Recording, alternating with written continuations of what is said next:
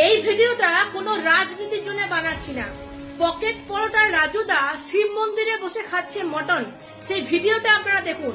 এবং ওয়েস্ট বেঙ্গলের এখন হিন্দুদের এরকমই দুরবস্থা যে এইটার প্রতিবাদ করার জন্য একটা মানুষকে পাওয়া যাচ্ছে না। এই হলো রাজুদার সেই ভিডিও।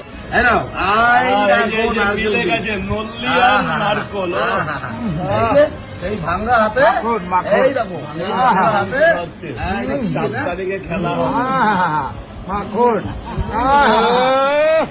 কোন একজন পরোটা বিক্রেতা পরোটা বিক্রি করতো শিয়ালদা স্টেশনে। তাকে জয় শ্রীরাম বলতে গেলে সে জয় শ্রীরাম না বলে সে বলতো জয় বাংলা।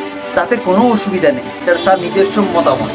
কিন্তু সে যখন মাংস নিয়ে শিব ঠাকুরের মন্দিরে বসে মাংস খেতে পারে সেখানে আপত্তি। হ্যাঁ, আর সেখানেই আপত্তি।